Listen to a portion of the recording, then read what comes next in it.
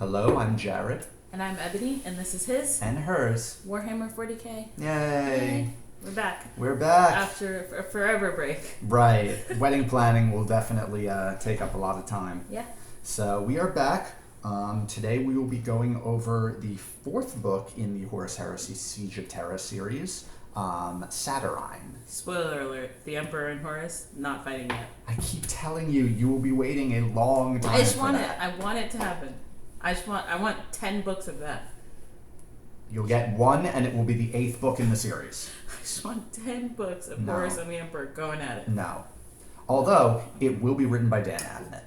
Well, that's a plus. Which, given the quality of this book, is a great thing. This book is so good. It was so good. Yeah. Easily the best of the Siege of Terra series that we've read so far. I think it's my favorite, yeah. In a way, it made me hate the other books more because it just kind of reminded me they could have been of this quality. That's how I feel about regular flowers and orchids. It's like, oh, I see what you were going for, but you didn't quite get there. Right. It's so good. Yeah, it's structured in such a good way. Yeah. And like the human characters are good, the Space Marine characters are good, the Primarchs, like it's always good. Yeah, this is definitely the only one of the Siege of Terra series that made me actually care about the human characters. For sure. You know, Katsuhiro's being kind of the only exception, I'd say, that I cared about a little bit. Yeah, in Lost and Damned. This, though, there were a handful that I really kind of stuck around for and was interested in who they were and what they were doing. Yeah, and we're not late because it took me forever to read this one. I flew through this book. I've read it in a week, maybe. Right. Yeah, it's awesome. All right, where do you want to start? Where do we start? So the main storyline is Rogel Dorne talking with his main commanders about the fact that there are a handful of strong points, where we're getting to the inner walls of the Imperial Palace, and he knows that he can't hold all of them. So he's having to decide which one he is going to give up. And that's sort of the big secret that Rogel Dorne is explaining to who is it's sort of like war council, so it's Sanguinius, it's Malkador, Constantine, Valor, and Janisha Kroll. I mean, she's there, but no one cares that she's there. But she says it. She says a sentence, and it's very cool. She says a cool sentence in one of those scenes where they're having that meeting, and he finally is like, "We have to let this one fall." Or it's like he's like, we can hold 3 of them, but not 4 of them. Right. And she's like, what's the 4th one? Because, I won't get to that spoiler yet. Because I think she's real cool. She's one of my favorite characters.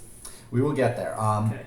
The 4 locations, I don't suppose you have what the 4 locations were. No. 3 of them are... Spaceports, right?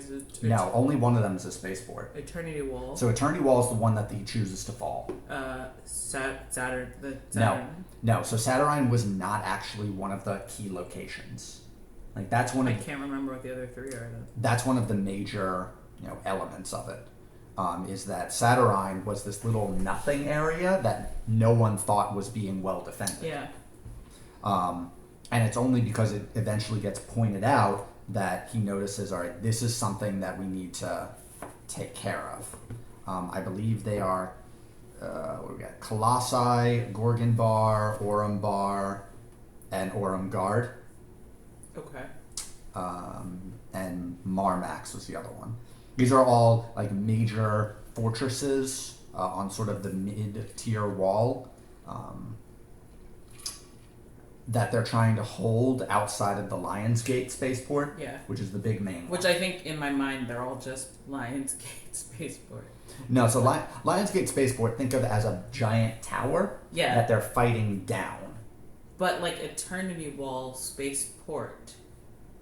So Eternity Wall spaceport is closer to what you think of a normal, airport. Right, but the Lionsgate is a space elevator, right? Yeah, the Lionsgate is a space elevator. Ships in orbit, right? Okay. Yep. Yeah, the scale of the map is so big for me that I stopped trying to figure out where I am and just let it happen to me. Well, that's the idea. Like, the Imperial Palace is the size of the entire Himalayas. Yeah, I just gave up on trying to orient myself to locations and was just like, they were there, I guess we're here now, this is fine. It could be the same place, it could be somewhere else. Yeah, the scale is a lot. Mm-hmm. It's definitely a huge, huge area. Yeah. Then we get the Khan berating the officers. Yeah, that was a little bit rude, but I mean... First of all, it's the Khan. Do your job. That's... like... They've been doing their job for I guess, weeks at this to be point. fair, there's a tiny side scene where I actually think it's between an Imperial Fist and like one of the White Scars, and he's talking about like even among Space Marines, they're having just like continuity failure of their biological assets, like the humans and the Space Marines. Like they're at, like, for the humans, they're like constantly at work on this huge scale for Rogel Dorn for like 60 hours at a time without like break, and they just like pass out at their stations and like rotate them out. And even among Space Marines, they have this like exhaustion problem. So yeah, I mean, the Khan is kind of like, it's not like he's newly there, but it's hard to tire out a Primarch, right? So he's not tired, he's always fresh, and sort of their human commanders are going through this terrible burnout, and the Khan is just like, do your damn job. Yeah, and the main one that he takes this out on is General Niboran. Right, who is the leader of the human forces, right? At the time. At the time, yeah, he was High Primary Solar General, which is pretty much as high as you can get. And the Khan fired him. Yep. Yeah, just straight up. Yeah, he was like, and bye. And it was sad. Yep. He was moved to the Eternity Wall. So I think he wasn't necessarily was he assigned there, or did he volunteer there? So he volunteered there, but who was it that came to get him? Like, when Rogel Dorn found out that he volunteered there, basically said, no, get him out of there. Yeah, so it's that Rogel Dorn knows and hasn't necessarily shared with everyone outside of that sort of small war council, which the Khan is not on, actually, right? He doesn't know that that's happening. Yeah, he does. He does? Yeah. I don't remember him being there. I thought he was. And maybe he wasn't. So, but this general definitely doesn't know it, this human general, and so the Khan fires him, and he's like, I mean, I'm a soldier, so I'm just gonna go to the front lines, and he decides that he's going to the front lines of this spaceport that Rogel Dorn knows is gonna fall, and he knows that he only got fired because he's tired, and the Khan is a little bit of a douchebag, and so he sends a Space Marine to get him back, and he catches him like on a train going to these front lines, and the Space Marine who goes to get him knows what's gonna happen. Right. He knows that. I'm trying to remember who it was though. I don't remember his name either. I feel like it started with a C. That's what I got for you. And he says, like, this, you know, I came to get you, like, the Khan was wrong, Rogel thinks you should come back. And this general, being prideful and a soldier and a dude, really, is like, you're only here to get me because you guys think I'm bad at my job, and, like, you think I've burned out because I'm a bad soldier or whatever, so I'm just going to go do the thing that soldiers do and die. And the Space Marine is like, well, Rogel Dorn told me to bring you back and protect you no matter what because he feels bad, so I guess I'm going with you, which sucks for him because, like, he knows what they're going into, but the general doesn't. And I mean, eventually he tells him, but, like, you know, they are riding all the way there on a train to deployment, and he knows that this dude and probably everyone on this train is going to die. Yeah. Oh, you know why I remember that? There's a Twilight Zone episode where the devil visits someone, and the devil's name is Mr. Cadwallader, and it reminded me of it. Okay. Yeah, he was one of the Hearstcalls. Yeah, he's pretty cool.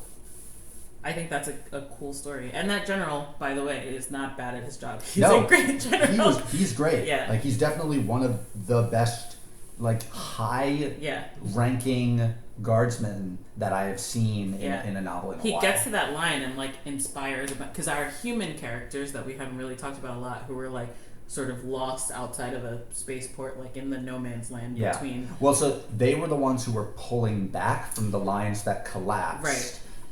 They end up in the first getting deployed at that, like getting redeployed at that same place, and this general shows up there, and they're all tired because they've been traveling and fighting for a long time, and he shows up there and, like, inspires all of them. Right. He's really good at his job. Now, that is not the main storyline, though. No. It's really a secondary storyline. We just spent 20 minutes on a digression. Yeah, the fact that the whole Eternity Wall spaceport is going to fall, and that is the big secret that's being kept.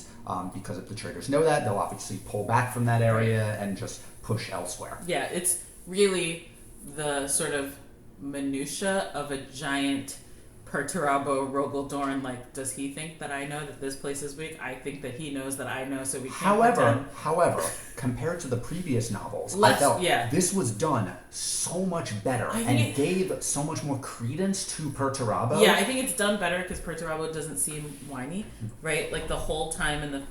You're recruiting me? Because you keep going out of shot. Sorry. Yeah, I feel like in the last book, it's very like Perturabo whining about it. And this is kind of... He's not very whiny, right? But he does... You know, I guess he's doing a little bit of... I think he's doing a little bit of gloating in this one. Like, he thinks that Dorne doesn't know about this weakness. You have a flag. Yeah. Well, it's not him, though, that even does it. That's it's true. Abaddon who approaches Perturabo and with is this insistent idea that they do it. Right. Yeah. But he doesn't, like... I don't know. It doesn't... It feels more natural than previous iterations. I agree. Yeah. Abaddon is like, what do you... Look at this hole in your beautiful plan. Like, there's a weakness there. We can exploit it. And Perturabo is like, Horus said we can't. And Abaddon's like, I mean, did he let me do it? Yeah. Yeah. And so he decides that they're going to exploit this weakness, which is... So the weakness is that underneath Saturnine Wall, which is really like a... It's not one of the main defended walls, but it is a wall around the primary Imperial Palace. And it's got a fault in it, right? Like it's got a... Right. There is a fault in the underlying groundwork that they can drill into. And then come up inside the wall, like in what they think are unprotected under caverns of the palace, right? Yeah. And so Abaddon and the rest of the Mournival, right? Yeah, so it's the full first company for the most part. Yeah. Multiple companies, I think. Yeah. Because Little Horus, Abaddon, Tormageddon, and Falcus Kyber. Yeah. There are others as well, because there's also like the head of the Reavers from Slaves to Darkness. Yeah. You probably don't remember him, but he was like helping Malagars. If you say his name, maybe I'll remember. Sons of Horus. Falcus Keeper, I remember. Yeah. Anon, Axamon, Tormageddon, Falcus Kyber, Lev Goshen, Tybalt Mar. Tybalt Mar, I remember. Tyrell. I don't know. Is he the one who ends up stuck? Oh, that's the thing that we didn't talk about this whole fault thing. I guess. No, I don't. I love that dude with his monkey. Oh, what's his name? Land. Yeah. Arkin Land. Arkin Land. Yeah. They bring Arkin Land to try and fill this hole in. Yeah. Which, God, we're jumping so far ahead. I know, it's so good. I think it's such a good story. So Arkin Land has, under Rogel Dorne's direction, has to come up with some way to fill this vault that obviously the traders are trying to drill into. And so he develops this quick setting, this modified rockcrete, really, which is quick setting that like they can flood through pumps into the vault, and then it should sort of instant cure. And so the idea is that like they'll get their drill ships in there. I don't know what you call a ship that drills. That's what I'm going with. So they're called termites, are the actual vehicles. That's terrible. They'll get them in there, and then he'll flood it with this quick crete, and it'll auto set, and they'll get stuck there. And I was going to say die terrible deaths, but the answer is really die really slow space marine sleep deaths. Like not all of them. No. Well, so primarily it was not just to trap them in it, but also to fix it. It was to fill it after they get in. Yeah. Because if they just spill it as they're coming in, you won't capture all of them. Yeah. So the point was to get as many to fall into this trap as possible. And then get them stuck in this trap, and also fix that fault in the process. Right. So that this weakness doesn't exist. So that is sort of the main storyline, I'd say. However, there's so much else going on, and it's just so clean. Yeah. I would say. Yeah, and like, it's amazing that like a book can have this many, what I would call loose ends in a like a less well written book that just like fit and flow together, and you don't feel lost or like you're missing important things. It's good. One that just came back to me is Sanguinius decides he's going to take the field again. Oh yeah, and he goes out and he's flying, and people love it. The force that we were talking about before, I believe they were the ones who were behind Sanguinius when the Titans came. Yeah. You remember? So I think it was 3 Warhound Titans and a Warlord or a Reaver. No, it was a Warlord Titan. That Sanguinius kills single-handedly. Yep. And then he flew through its stomach. Yeah, and then intimidates the other 3 Warhounds to turn back. Yeah. As badass as that scene is, the takeaway from it, which is so good, is that these kinds of legendary acts, including one that we will talk about later with your favorite Imperial Fist, are happening all over the Siege. Yeah. Up and down the walls, these kinds of legendary actions are being done. Yeah. And I think none of them will be remembered. I think like Valderon says that to someone on the line. Like, it's great to see the angel in the field of battle, or like to see the Khan ride out, and they're like, yeah, but that happens every day here. Like, just their regular life, like these huge things are happening. Yeah. Yeah. Was it this book where the Scars rode out? Yeah. Man, much happens in this book. that yeah, happened. like they ride out on their jet bikes right into the middle of a bunch of Death Guard. Yeah. Like, get right it was a in the major middle of Death them, Guard assault. and then like jump off their bikes and explode things and like kick ass, and then like circle around them and then ride back to the keep, which like against Rogel Dorne's orders, because the Khan only does things against Rogel Dorne's orders. Yeah, but he kind of like they're not actually against them. It's that Dorne lets him think that they're against his orders so that he does what he wants him to do. It requires, I get it. I get Rogel Dorne. We're spirit animals. I know Dorne's your favorite. Most people look down on Rogel Dorne for things that are going to happen after the heresy. Okay. So I won't burst your bubble. He does a lot of planning. I like it. Yeah. I love a good planner. What else did we have happen? I totally forgot that jet bike fight happened. Yeah. It was a huge deal. That was a great scene. Yeah. And we'll read some excerpts of good scenes and post them. Okay. Let you read some good ones. You've got a good reading voice. I do? Yeah. All right. There is the fact that all of the loose stragglers of the Imperial Army refer to themselves by name and like regiment. Like that just becomes part of their name. Yeah. Because you've now got thousands of like individual squads that are all that's left of whole regiments that were brought in for the siege, and kind of to keep the memory of those regiments alive. The 2 main ones that we follow, Willem Cordy and Joseph Bacco Munday, I did not give them their proper names. Willem Cordy, 33rd Pan Pac Lift Mobile, and Joseph Bacco Munday, 18th Regiment North African Resistance Army, Nord Afrique. Who were in that book, the previous book that we read. Yes. The Nord Afrique Resistance Army. Like, getting them to the wall was a big human part of one of the last books. Right. I don't think he was in it, though. No. But you just have all of these regiments that meet up and sort of coalesce together into whatever the remnant is that's left. Yeah. Oh, the way this book starts, God, this is worse than normal. The whole point is Rogel Dorne meets with Kyril Sinderman. Yeah. And in speaking with... Is that how you say his name? That's how I've been doing it. No. I've been only saying it in my head, but it's Kyril in my head. That's fine. Sure, whatever. Allowing him to establish the historians. Oh, that's right, which are remembrancers. They're basically the remembrancers. Yeah. Some people believe that it is the start of the Inquisition. I don't think I didn't so. get that deal. Well, so people say in the book, it does mention that the icon that he gives to the historians is a stylized eye. The problem with that is literally every single Adeptus is a stylized eye. Yeah. You know, the Administratum. Yeah. You know, the Arbites. So it doesn't mean that it's the Inquisition. Yeah. They're all a stylized eye. Yeah. And so Cinderman assigns his historians to different fields, essentially. And I'm trying to remember who went where. Harry Har was the one that... We're going to talk more about. Yeah. But there was another one who was on the walls. Do you remember her?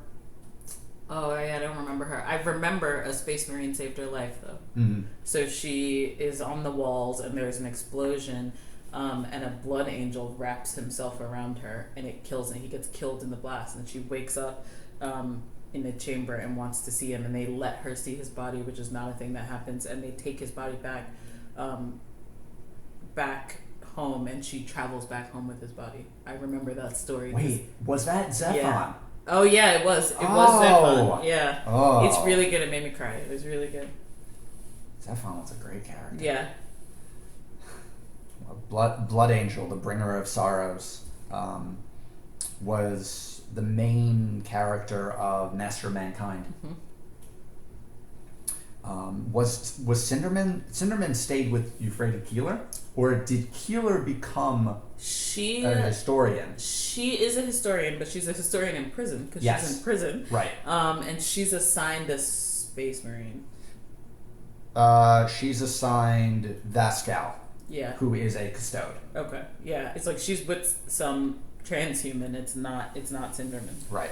And the people that she interviews, the only one that I remember primarily is Bacillo Foe, who he was the crazy scientist that talked about the genetics of the experiments. Yeah, and you never get to figure out what his... he's going to explain a weapon to them. You do.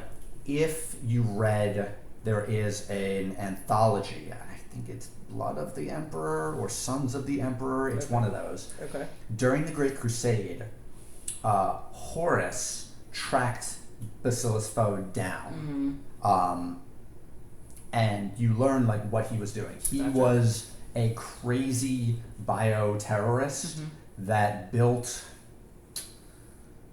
Imagine like giant construction vehicles and trains and huge things that run on humans that are made entirely of human body parts, and it's like very clearly human body parts. You know, like you could probably picture them if they were made of bones. Okay. But keep all of the muscle and skin and on. Yeah. It's really horrifying stuff. Abnett wrote that short story, but sounds kind of cool. It is. Yeah, it's a good one. He's pretty interesting. Yeah. Yeah, I totally forgot about that historian who got saved by Zephon. Yeah, that was like a good little side story. Yeah.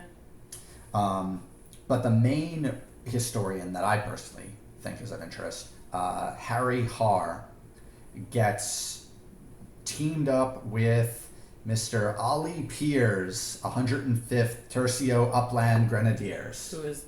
Who is quite a character. Who is not who I thought he was. He is not Ol Pearson. He is not Oleanus Pius, although either of them might be at some point. Yeah.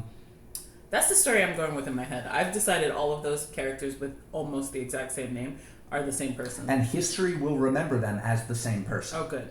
I'm not wrong then. Yeah. That is the takeaway that we get from this. So there was a scene in the book where they are fighting their way towards, I think, the Eternity Wall spaceport. The one that's going to fall. Yeah, the one that's going to fall. And in order to rally their forces together, is it World Eaters that they're being attacked by at that point? Yeah, World Eaters. The World Eaters have started to come. Cargo train. Yeah. They get... Their train gets exploded and they got to walk the rest of the way, I think. Right. But mid-attack. But also, on this cargo train, so what's his face, the major, and Cadwallader, his Nibiron. Nibiron and Cadwallader are on that train because they're going to this front line. But so is Janisha Kroll. But you don't know that Janisha Kroll is there because apparently she's invisible. So there are different levels of pariah. Okay. In the same way that there are different levels of psyker. Yes. Janisha Kroll is a top level Yeah. pariah. People can't see her. Humans can't really see her, except Ollie Piers can. Yeah, and we're not entirely sure why. He might be like low-level psyker. Or he's a perpetual because he's No. Oleanus Pius. No, he's not. Yeah, he can see her, and Harry can't, and they like have to like Ollie is about to try and shoot a Death Guard, I think, maybe. I think it was still a World Eater. It could have been a World Eater, yeah. Like, I don't think there were any Death Guard in that He's fight. trying to shoot a Space Marine, and it's definitely not going to work. And he has, like, told Hari that he has to, like, pray to this feminine god of war that he believes in or whatever. Mithras, yeah. Yeah. And then, like, this... Which gets a mention later. Yeah, this incarnation of Mithras, according to Ollie, shows up and kicks that Space Marine's butt and, like, saves them. Mm-hmm. And he's like, can't you see her? And, like, Harry's like, what is wrong with you? Like, no one else can see her, but he can see her. And she's with... And that's when she finds that Cadwaller's there. Like, they hook up, and he's like, yeah, I think he can see you. And she's like, oh, that's weird. And they just go on about their day. It's pretty cool. Yeah. However, the takeaway of this battle of, Ollie Piers standing before their standard of the Emperor and defending this spot and rallying the forces together through faith and song against the World Eaters and against the demon hosts that are being sent for them.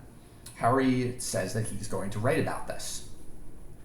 And Piers says, well, zhuzh it up a little bit. He's got this whole thing with lying. Yeah, like, he's the he's whole a constant train right liar. there. He's lying All to he Harry. does is lie. He's like, yeah, I fought off 30 million like terrible Eldar, like whatever, and like all these soldiers are lying.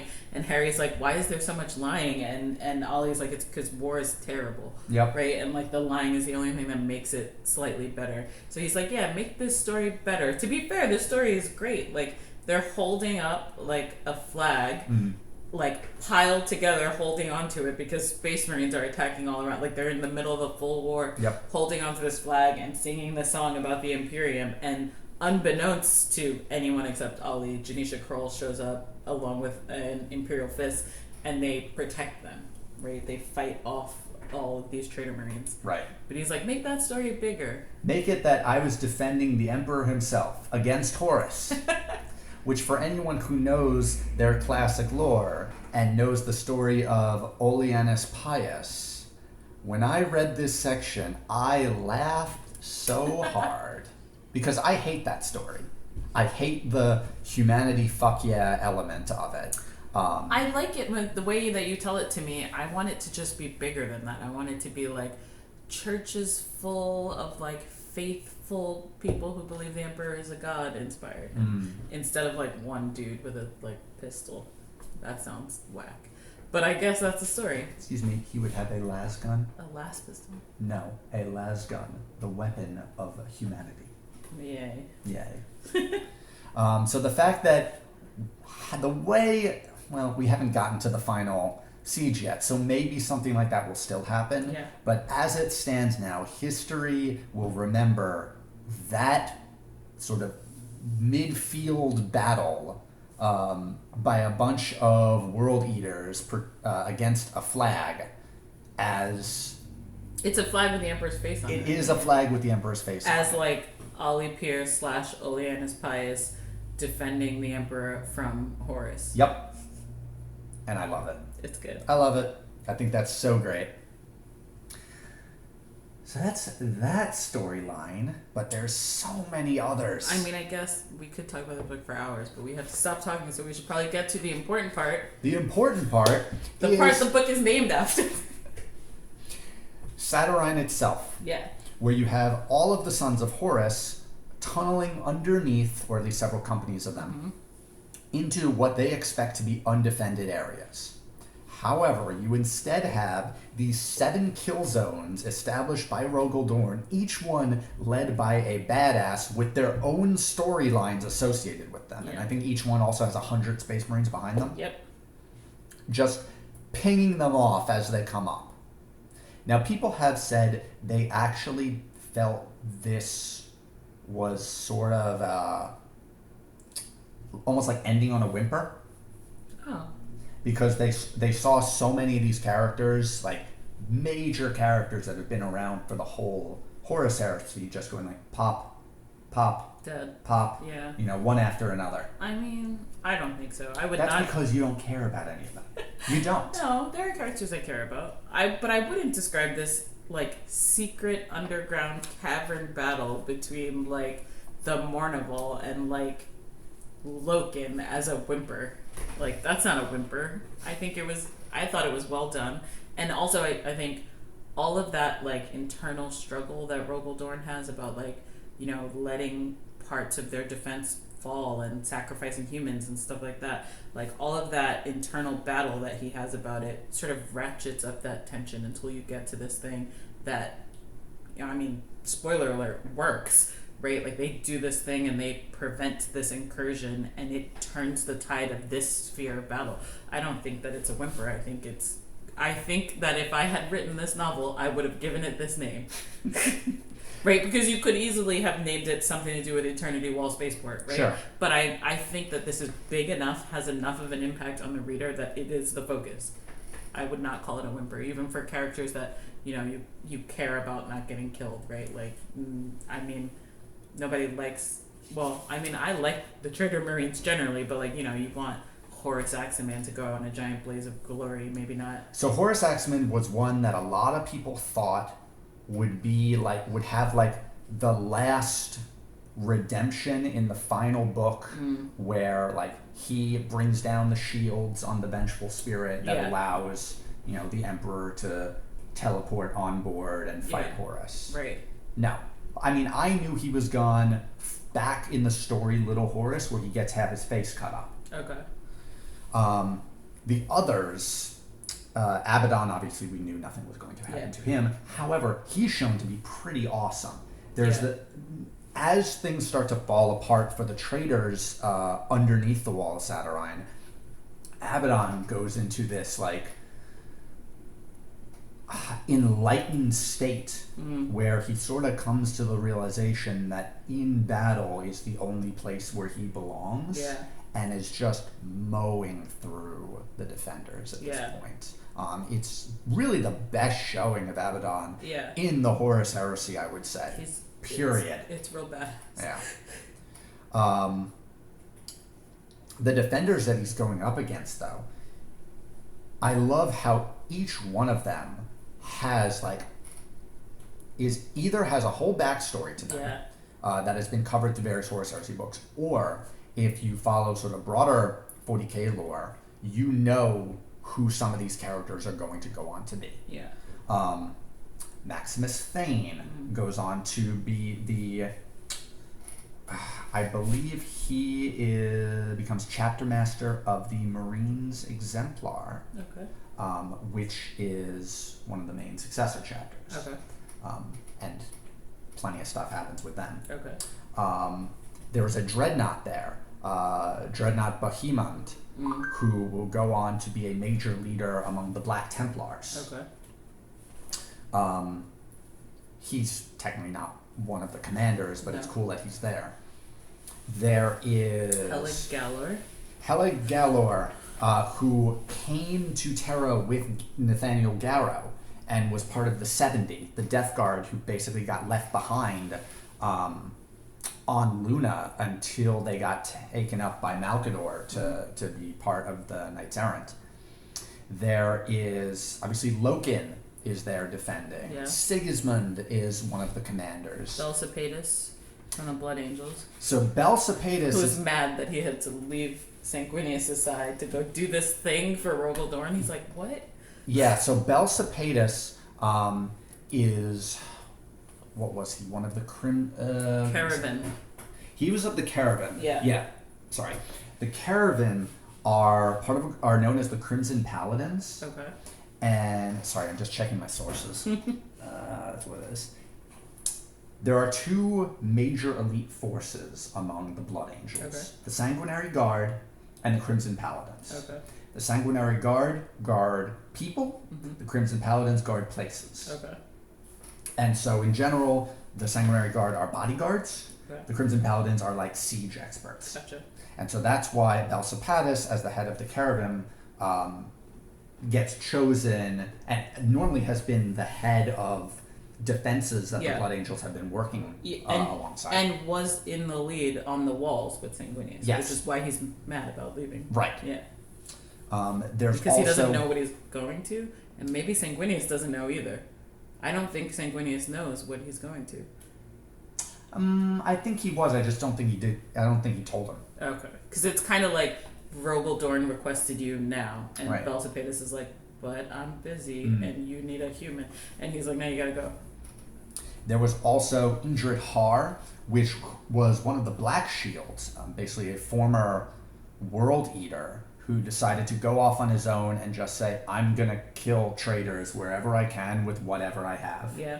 I don't remember when he got recruited, but there's a whole side story involving a traitor Forge World that he sneaks into and just devastates a major weapon that they have. One of the Ordinatus. I don't know if you remember from the book Armageddon or from Hell's Reach. I remember reading those, but I don't. There's a big gun at the end, the Ordinatus Armageddon. Maybe. This is when they're being built. Okay. And this Forge World had one. He really screws it up.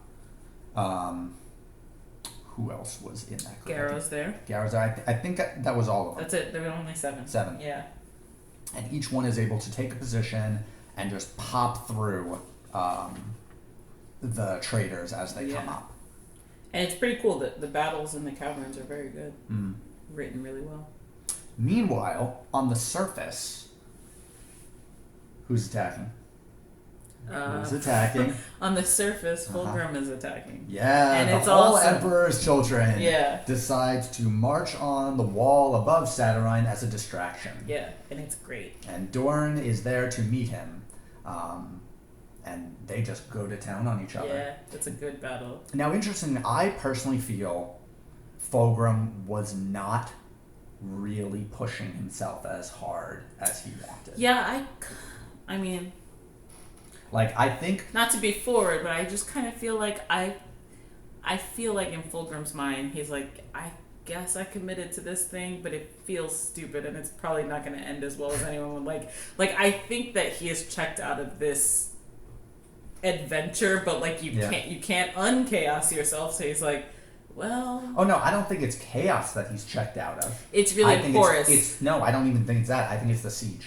But that's what I mean. I think he's done with the siege. I think the whole Horus fights his dad thing. Like I think Fulgrim's over it. Okay. Like I don't think he cares about the Emperor. I don't think there's a lot he doesn't care about. Correct. And basically, as soon as Dorne tells him that the fight underneath Saturnine has failed, he's like, cool, I don't care anymore. And just like chaos out. Yep. Also, he can't die. We knew that, but like the Demon Prince. But like Rogel Dorne can't die. Kills him, but then he doesn't die, and Rogel's like, what? And he's like, yeah, I can't die. Chaos out. Bye. Just disappears. But what's his face is there? The swordsman, right? Who? Well, he's like a famous Emperor's Children swords person. Tybalt Mar, maybe? No, Tybalt Mar is the Sons of Horus. The other one, then. I don't think it'll come back. Lucius? Yeah. Lucius is not there. Maybe not him. Edelin? Yes. I mean, he is there, yes. Okay. Yeah, that's what I'm thinking of. But they leave. They all leave. Fulcrum's over it. Bye. Just kidding. I think that's it. I think that's the main... There's one other storyline to cover. Oh, you've got another main thing? Mm-hmm. What is it? You don't consider it a main this thing. This book has 37 main storylines. Because you don't care about it. John Grammaticus going to meet Erda. Oh, yeah. It's very like... Sorry, guys. It's very like... meh. Like... So that's because you don't care about the origins of things. I care about origins. The fact that Erda seems to have been part of the genetic process that made the Primarchs in the first place. I think that's great. Like in that one paragraph where she's like, I'm basically the mother of like transhumans. That's super cool. But then the rest of it is like her saying like abstract, wishy-washy things that John Grammaticus and maybe traveling in time, like what? but not really well described. It doesn't have No. enough meat. So they're not traveling in time. They're basically trying to figure out when Ollie Pearson is going to show up, right? and where. They're trying to get to that place in time. Yeah, right? Yeah, and it's fine. Like as an event happening, it's fine. But I feel like if you're going to introduce this character who like birthed transhumans with the Emperor, I need all of those details, and the way it was done, I just felt it just came off as like a meh thing for me. I really like the fact that it's probably my least favorite thing about the book. It also gets away from one of the original sort of origins of the Emperor, which is again old lore that I hated. The idea that the Emperor is the amalgamation of all of the psychic shamans that existed on Earth during like prehistoric times. Weird. And that instead he is just one of these perpetuals who are essentially the next evolution in humans. Yeah. Right. It's just sort of evolutionary flukes that started to appear throughout time, and they happen to be immortal, so they start to gather together. You know, some are tens of thousands of years old, some are 50,000 years old, some are just a few thousand years old. Yeah.